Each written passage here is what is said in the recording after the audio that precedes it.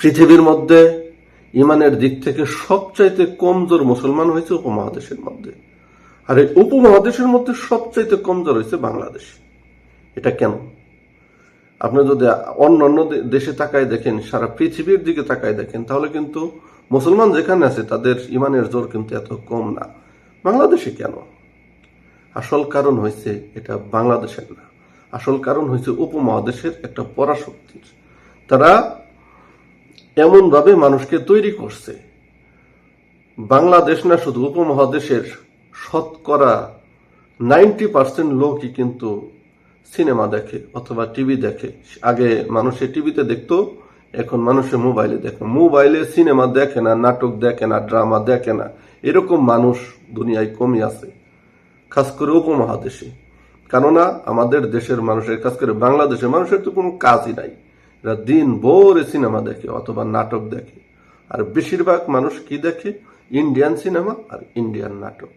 আর এর ভিতরে কি দেখায়?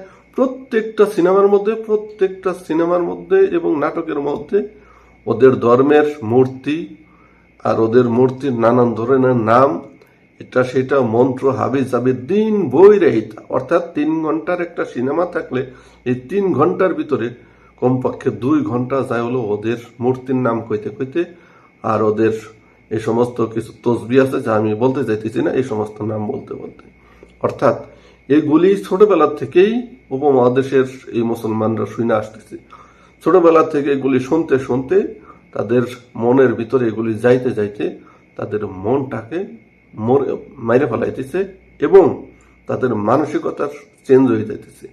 তারা তাদের মুসলমান নাম থাকার পরেও, নামাজ কালাম সবকিছু করার পরেও তাদের ইমানের দিক থেকে তারা অনেক দুর্বল হয়ে যাইতেছে। তার একটাই কারণ, তারা আল্লাহ রাসূলের নাম নিজের মুখে যতবার বলে তার চাইতে বেশিবার তাদের মনের ভিতরে ওই মূর্তির নাম, মূর্তিদের কথাবার্তা হাবি যাবি সবসময় তারা কান দিয়ে শুনতেছে, মনের ভিতরে বাড়ি মারতেছে। আপনি ক্লিয়ার বলতেছি, যখন একটা সিনেমা দেখেন, তো যখন ওই সিনেমার মধ্যে এই ধরনের বক্তব্য বলে, নাটকের নাম বা অমুকের নাম বা ওদের মূর্তির নাম, নানান ধরনের নাম, দেবদেবীর নাম যখন বলে, তখন কিন্তু এইগুলি কান দিয়ে শুনে মনের ভিতরে বাড়ি মারে। এটা কিন্তু বাস্তব এবং সত্য। এই কারণে কিন্তু আমাদের ইমানের এত দুর্বলতা এবং আমরা দিনের পর দিন ইমানের দিক থেকে হালকা হয়ে যাইতেছি এবং আমাদের উপরে নানান ধরনের অত্যাচার শুরু হইতেছে। আজকে বাংলাদেশের নানান ধরনের সমস্যা তৈরি হইতেছে, বাংলাদেশের আশেপাশে নানান ধরনের সমস্যা তৈরি হইতেছে। মুসলমানরা কোনো অবস্থাতেই সুস্থ থাকতে পারতেছে না এবং তারা নিজেরা ঘুরে দাঁড়ানোর মতো কোনো পথ তৈরি করতে পারতেছে না।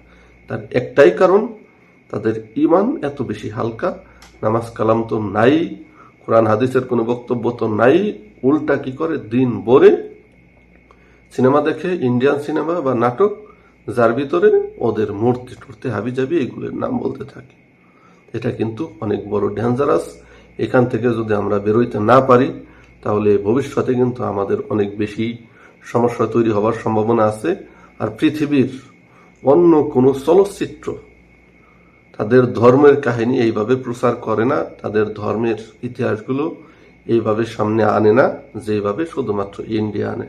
আপনি চীনের সিনেমা দেখেন, জাপানের সিনেমা দেখেন অথবা আমেরিকার সিনেমা দেখেন, হলিউডের সিনেমাগুলি, তারা কিন্তু ধর্ম টর্ম হাবি যাবে এগুলি দেখায় না। তারা আশ্চর্য কিছু জিনিস দেখায় যা মোটেও বাস্তব না।